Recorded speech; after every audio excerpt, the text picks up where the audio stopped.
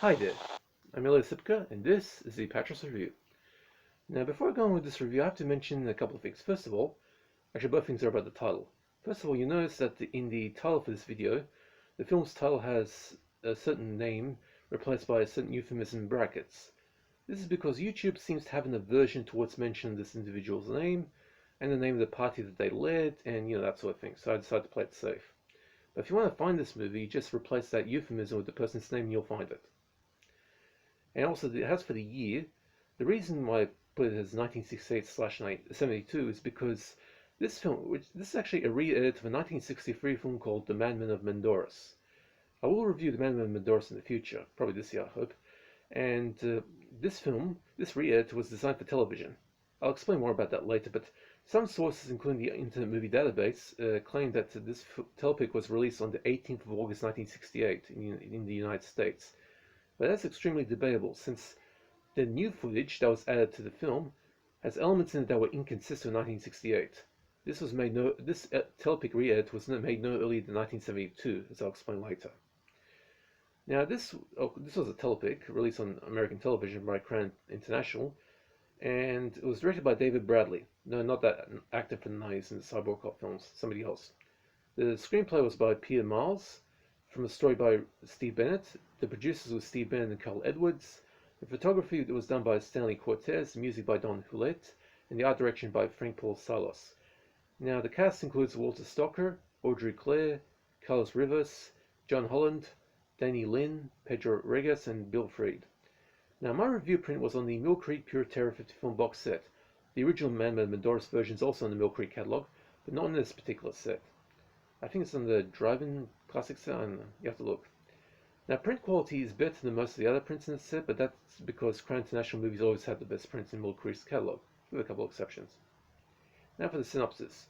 An esteemed chemical warfare expert in the American military-industrial complex, Professor John Coleman, as well as his youngest daughter and her boyfriend, are all kidnapped by mysterious men and taken to the remote South American island nation of Mandoras, where a German nationalist hideout have been coordinating terrorist cells around the world to launch an assault on the world's governments using an extremely deadly and near unstoppable nerve gas called the G-gas. Now, this G-gas pretty much acts like sarin, has many of the same attributes, but it's impossible to avoid. It'll find its way anywhere. Coleman was working on the only known antidote, which was codenamed Pam. Sounds like a cooking joke. His oldest daughter, who is married to a CID agent named Phil Day, is approached by the eldest son of Mandora's president, who himself was also the only scientist to survive witnessing a hideous experiment conducted in Berlin during the fall of the Third Reich in 1945. He is assassinated by some German nationalist agents, but not before giving up the location of Professor Coleman.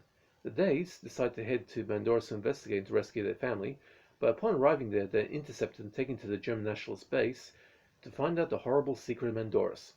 The entire organization is led by the still-living, severed head of the Austrian painter, or Mr. H., preserved in a glass jar, Futurama style, and kept alive by special machinery. Ugh. Now, in 1963, the low-budget Crown International drive-in feature The Madmen of Mandoras was released. Most people paid no attention to it, except for maybe a few masochists looking for a laugh. The film was then made the subject of a project by Crown to mount a telepic. An extra 19 minutes of new footage, starring some woefully inept UCLA film students, was tacked onto the beginning, and the finished product was then put on television. Now, like I said, while many sources, including the Internet Movie Database, stand by the claim that this unholy bugger of a telepic was released in 1968, there is some strong evidence that this cannot be the release date, as some of the fashions in the new footage are technically inconsistent with 1968 standards. Also notable, and this is the real killer here, the female agent in the new footage is driving a Volkswagen Beetle. No, not a problem with that, but a good look at the back of the car reveals the car to be from 1972. There are 4 sets of air vents on the engine cover of the back of the car, which wasn't added to the Volkswagen Beetles until 1972, thereby making the 1968 release date technically impossible. Go ahead and look it up. You look up the specs. In fact, when you see the Volkswagen Beetle in the film, and when you get a view of its back, you'll see the 4 sets of air vents. Then you'll know, because they didn't start adding that to the Volkswagen Beetle until 1972. Since there is no general consensus on the actual release date, I've decided to play it safe and list release years 1968 and /72, just to cover all bases. I will review the original The Madmen of Mandoras sometime in the future, but for this made-for-television reedit, it's one of the worst films I've ever seen from the 70s. The original film is the better version, but only by the figurative nose. The film's rather outrageous title has given the film some exposure as a bad movie classic by the world's army of bad movie masochists, but if you're up for watching this, stick with the original version. This TV version sucks going eggs. The original film was considerably dull, but at least had a crazy premise to it that made seeing through an interesting experience. Plus, the Madmen of Mandoras was made at a time when German nationalists started becoming villains in exploitation films. The very first film to do this was She-Demons 1958. I actually have that. And then in the 60s, it really picked up with films like The Flesh Eaters. Oh, there's actually a print of The Flesh Eaters on YouTube. You look it out. It's uncut, but the nude footage was actually moved as an Easter egg to the end of the film. So just remember that. And of course, in the 70s, we had the whole German nationalist zombie films like Shockwaves, which is one of my second favorite films. That's a great film. Now, this TV version was practically killed by a shot to the balls thanks to the ridiculously bad new footage, where the UCLA film students playing secret agents do such a bad job you'll be groaning in disbelief. The new footage even makes itself redundant thanks to all the new characters being killed off. Only 2 goons actually survive, with no real connection to the story to the rest of the film. I will leave this review right here, as I don't want to explain anything about the rest of the film, since that's all the original footage, and that will render my upcoming review of the Madmen of Mandoras redundant. But I will say that this telepic reedit was completely superfluous and unnecessary.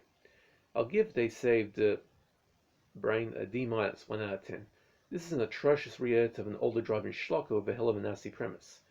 Like I said, I'll leave the review there because, I mean, if I talk about it now, it's going to completely make my review of Madmen of Mandoras pretty much redundant. So I'm going to have to leave it there. Now, I'll dispense with the gore and nudity report since there's no gore or exposed lady wobbly bits in this version. Well, technically there are in the old footage, but there are traces of both of that in the original version. I'll explain that when the opportunity presents itself. Okay. And like I said, if you want to find this film, there are a couple of sources to find it. I think it's on YouTube. It's not in public domain because Crown International films are technically the property of Mill Creek. So if you find a Crown International film, don't try and upload it to the internet because they're technically not public domain. Now, there are 2 releases I know of this film, this particular version. There was a DVD released by Rhino Entertainment in 2000.